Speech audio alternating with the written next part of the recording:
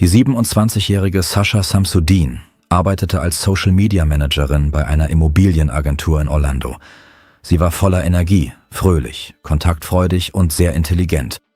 Ihre Kollegen sagten, dass die Leute sie oft unterschätzten und in ihr nur ein hübsches Gesicht sahen, aber sie war viel mehr als das. Die Menschen, die mit ihr arbeiteten, sagten, dass sie ihre Arbeit hervorragend machte und es liebte, Teil dieses Umfelds zu sein. Freunde sagten, dass sie hart arbeitete und Spaß hatte, indem sie jeden Tag und jede Gelegenheit, die sich ihr bot, optimal nutzte. Sie zog in ein wunderschönes neues Haus in der Uptown Place North Orange Avenue 911 und freute sich auf den Beginn eines neuen Lebensabschnitts. Freitag, der 16. Oktober 2015, war der letzte Tag der Football-Saison in Orlando und Sasha ging in ihrem lila Trikot auf die Straße, um ihr Lieblingsteam anzufeuern. Als sie gewonnen hatten, gingen sie und ihre Freunde zum Feiern in den Nachtclub Attic in der East Pine Street 68. Gegen 12:30 in der Nacht beschloss Sasha, dass es Zeit war, den Club zu verlassen. Sie sagte einem ihrer Freunde, Anthony, dass sie gehen würde. Anthony sagte, dass sie sich als Freunde oft trennten, um sich später in einer anderen Bar oder einem anderen Club wiederzutreffen. Alle genossen weiterhin den Abend. Sie vereinbarten mit Anthony, sich am nächsten Morgen zum Frühstück zu treffen, aber er bestellte und aß alleine. Sasha tauchte nicht auf und antwortete nicht auf Anthonys Nachrichten. Er nahm an, dass sie einfach einen Kater hatte und ausschlief. Aber nach einigen Stunden hatte er immer noch nichts von Sasha gehört und begann sich Sorgen zu machen. Sasha war immer sehr aktiv auf ihrem Handy und in den sozialen Netzwerken. Er kontaktierte 2 Freunde und beide erklärten sich bereit, mit ihm zu Sashas Wohnung zu fahren. Als sie auf den Parkplatz fuhren, sahen sie das Auto der jungen Frau. Auf dem Rücksitz lag das Geschenk, das sie an diesem Tag zu einer Babyparty mitnehmen sollte. Sie klopften an ihre Wohnungstür, erhielten jedoch keine Antwort. Anthony rief den Notruf 911 an. Die Sicherheitsleute des Gebäudes betraten ihre Wohnung im 3. Stock um 20:00 Uhr desselben Tages, um eine Sozialkontrolle durchzuführen. Die Wohnung war weiterhin verschlossen und es gab keine Anzeichen für einen Einbruch. Es war still und nichts in der Küche oder im Wohnzimmer schien unberührt zu sein. Aber in Sashas Schlafzimmer sahen die Polizeibeamten einige Haare, die unter der Decke hervorschauten, und eine Hand, die über die Bettkante hing. Sie fanden Sasha. Sie war vergewaltigt, geschlagen und erwürgt worden. Sie hatte Abwehrverletzungen an den Händen und Abschürfungen, die darauf hindeuteten, dass jemand sie festgehalten hatte. Dieser jemand hatte ihr die Halskette vom Hals gerissen, die sich in ihren Haaren verfangen hatte. Ihr Hemd und ihr BH waren zerrissen, ihre Unterwäsche gewaltsam ausgezogen worden, was Abschürfungen an ihrem Körper hinterlassen hatte. Freunde, Familie und Kollegen hatten keine Ahnung, wer Sasha etwas antun wollte, und niemand konnte der Polizei Namen potenzieller Verdächtiger nennen. Sashas Handtasche, ihr Telefon und ihr Schlüsselanhänger waren verschwunden und im Schlafzimmer roch es stark nach Reinigungsmitteln. Auf den Laken waren mehrere verfärbte Flecken, die aussahen, als wären sie mit Bleichmittel behandelt worden. Die Türen des Schranks, in dem Sasha alle ihre Reinigungsmittel aufbewahrte, standen weit offen. Die Polizei stellte fest, dass der Toilettensitz hochgeklappt war, was zwar nicht unmöglich, aber angesichts der Tatsache, dass Sasha allein lebte, doch sehr ungewöhnlich war. Außerdem fanden sie neben dem Bett eine Kondomverpackung und einen Schuhabdruck. Als sie einen Abstrich von der Unterseite des Toilettensitzes nahmen, fanden sie 2 Fingerabdrücke. Außerdem entnahmen sie eine DNA-Probe von Sashas Körper. Bei der Obduktion sagte der Gerichtsmediziner, er habe noch nie einen so schweren inneren Halsbruch gesehen. Neben 15 Überwachungskameras, die im gesamten Gebäude installiert waren, gab es auch ein Sicherheitssystem. Stephen Duxbury arbeitete dort etwa 5 Monate lang als Wachmann. An diesem Morgen sah er, wie Sasha nach Hause kam. Er sagte der Polizei, dass er sie eigentlich nicht hereingelassen habe, da sie weder einen Ausweis noch Schlüssel für das Gebäude hatte. Sie kam durch einen anderen Bewohner ins Gebäude, der ihr die Tür öffnete.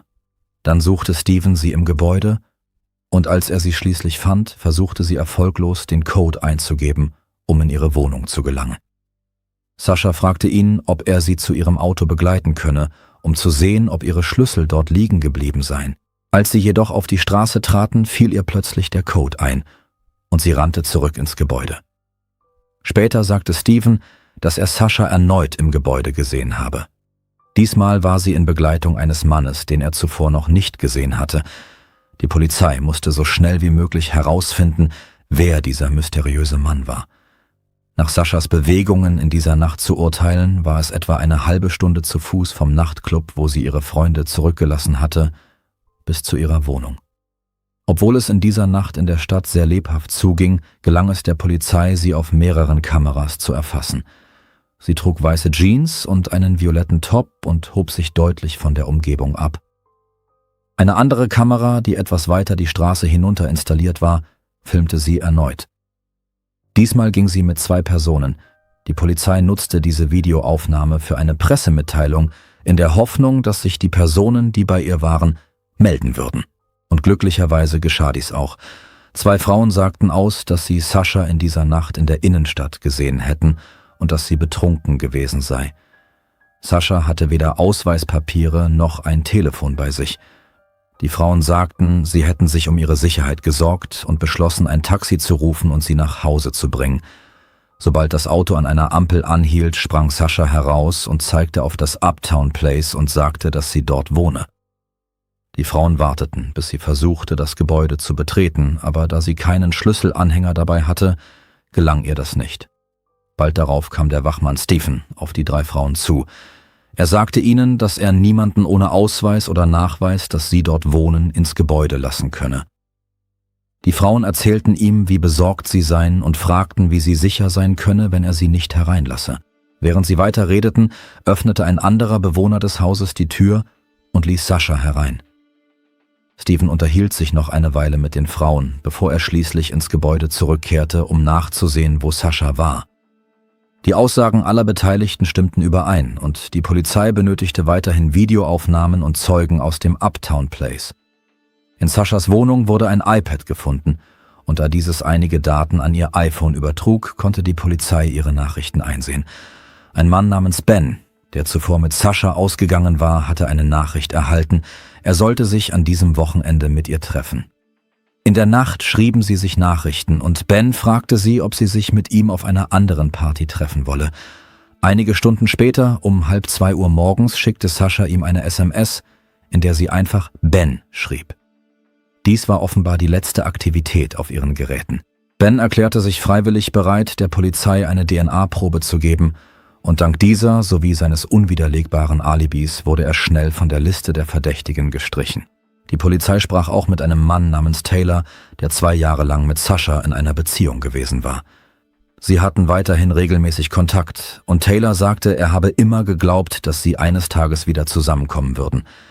An diesem Abend arbeitete er in einer Bar, was jeder bestätigen konnte, der dort war. Dank der DNA-Analyse wurde er ebenso wie Ben von der Liste der Verdächtigen gestrichen.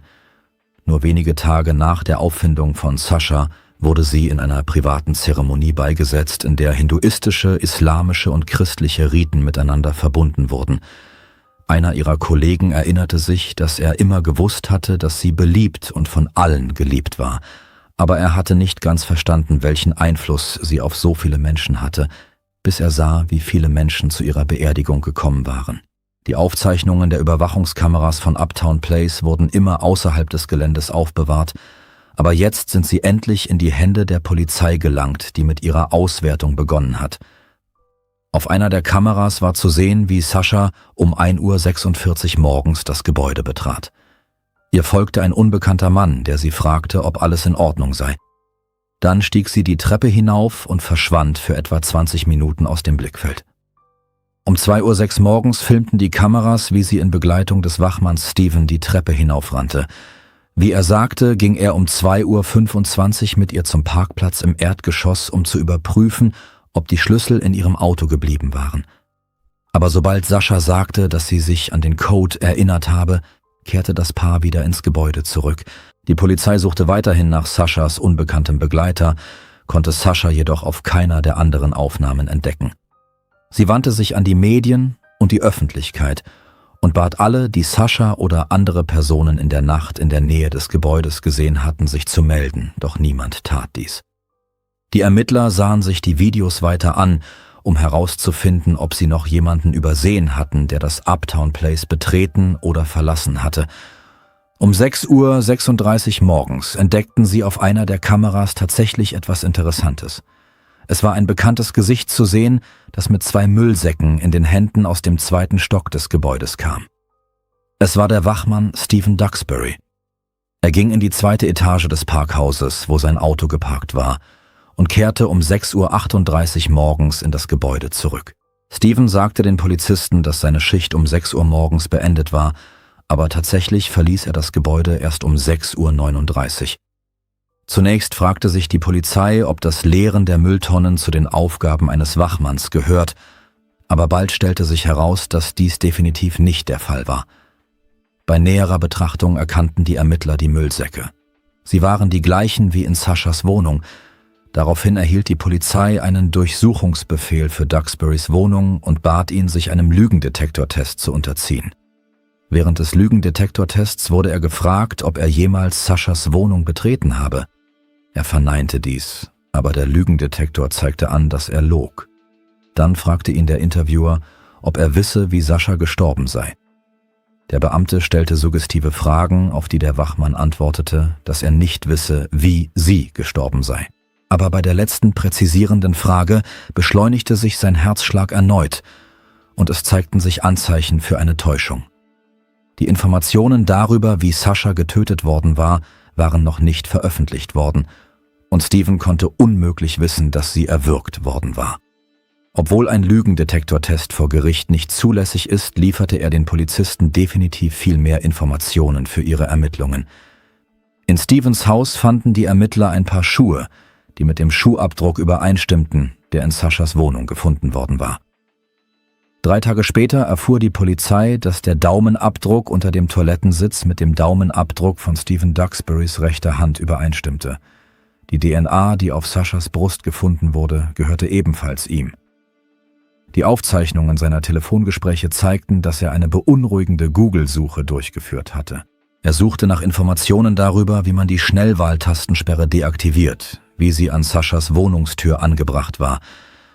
Diese Internetsuche wurde gegen 5 Uhr morgens an diesem Tag durchgeführt, fast 3 Stunden, nachdem Sascha zum letzten Mal von einer Kamera erfasst worden war. Nur wenige Minuten zuvor hatte Sascha ihrem Ex-Freund Ben eine Nachricht geschickt, in der sie ihn einfach beim Namen nannte. Stephen hatte außerdem eine Bisswunde am Unterarm und Kratzer am Körper. Es war schwer vorstellbar, dass ein Mann, der der Polizei so sehr geholfen hatte und dessen Aufgabe es war, das Gebäude zu bewachen und die Bewohner zu schützen, derjenige war, der dieses schreckliche Verbrechen begangen hatte. Die Polizei glaubt, dass er, als er Sascha in dieser Nacht nach Hause kommen sah, dies lediglich als zufällige Gelegenheit wahrnahm. Sie vermuteten, dass er in ihre Wohnung eingebrochen war, bevor er sie sexuell missbrauchte, angriff und tötete.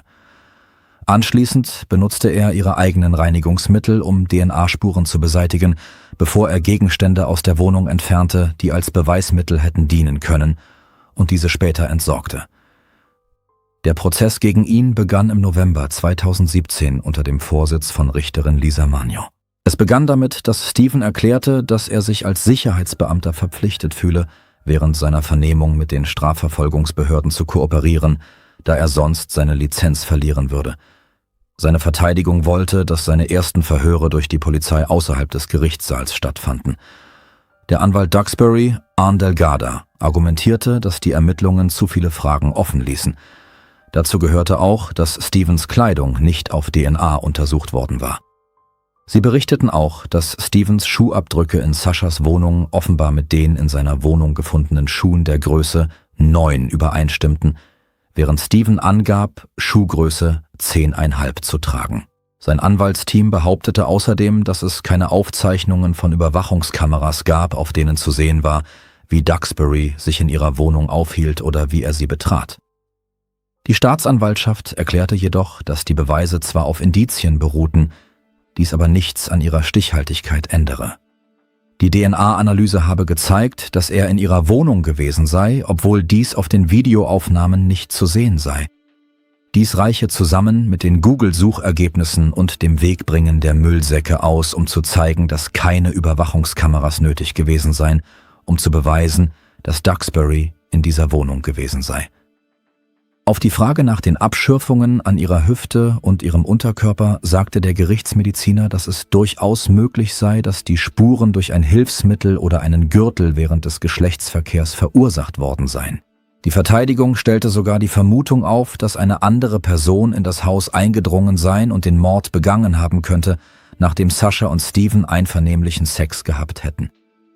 Staatsanwalt William Jay entgegnete jedoch, dass ihr Körper und der Tatort keine Lügen erzählen würden. Nach einer 7-tägigen Verhandlung und nur 4-stündigen Beratungen wurde Stephen Duxbury wegen Mordes an Sasha zu lebenslanger Haft, ohne Berufungsrecht und ohne Möglichkeit einer vorzeitigen Entlassung auf Bewährung verurteilt. Er wurde außerdem zu 15 Jahren Haft wegen versuchter sexueller Nötigung unter Einsatz einer tödlichen Waffe und wegen Einbruchsdiebstahls unter Anwendung von Gewalt oder Körperverletzung verurteilt.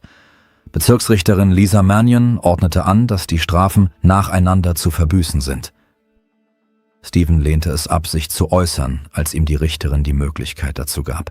Nach der Urteilsverkündung drückten Saschas Eltern ihr Mitgefühl für Duxburys Mutter aus, die während des gesamten Prozesses in der hinteren Reihe des Gerichtssaals gesessen hatte. Sie erkannten an, dass auch seine Eltern nun ihr Kind verloren hatten. Saschas Mutter Tara äußerte auch ihre Wut darüber, wie die Verteidigung versucht hatte, den Charakter ihrer Tochter im Gerichtssaal darzustellen. Tara sagte: „Ich werde keine Geburtstage mehr feiern können. Ihr Vater wird sie nie zum Altar führen können. Seitdem habe ich viele Hochzeiten besucht. Und bei jeder Hochzeit, die ich besuche, weiß ich, dass es das für meine Tochter nie geben wird." Die Familie von Sasha reichte eine Klage gegen den Wohnkomplex, in dem Stephen Duxbury arbeitete, und gegen die Sicherheitsfirma Spectra & Brands, die das Schloss an Saschas Tür hergestellt hatte, ein. In der 102-seitigen Klage wird behauptet, dass die Wohnanlage und der Sicherheitsdienst, für den Duxbury arbeitete, andere Beschwerden von Bewohnern ignoriert hätten, die sich von Stephen bedrängt fühlten. Der Anwalt von Sasha versuchte außerdem, den Richter davon zu überzeugen, dass das Schloss an Saschas Wohnung im Zentrum von Orlando defekt war und Stephen möglicherweise auf diese Weise in die Wohnung gelangt war. Bei der Anhörung erklärte die Anwältin Samantha Duke, die die Interessen von Spectrum Brands vertritt, dass es keine Möglichkeit gebe, dies mit Sicherheit festzustellen, da das Schloss defekt gewesen sei. Die Polizei von Orlando habe es nie als Beweismittel sichergestellt, da es vom neuen Eigentümer der Wohnung weggeworfen worden sei.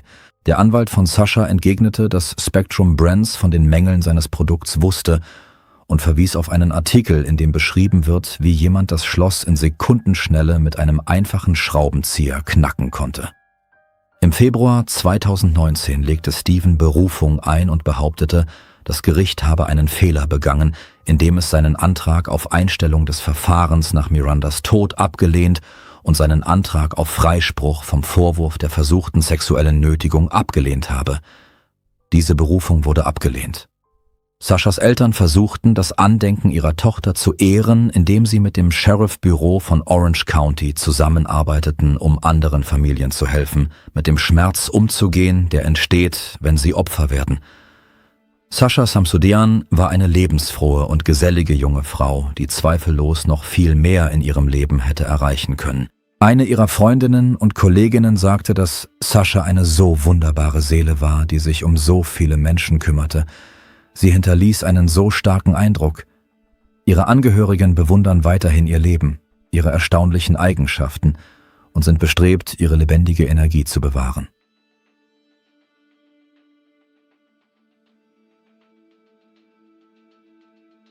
Danke fürs Zuschauen und passen Sie auf sich auf.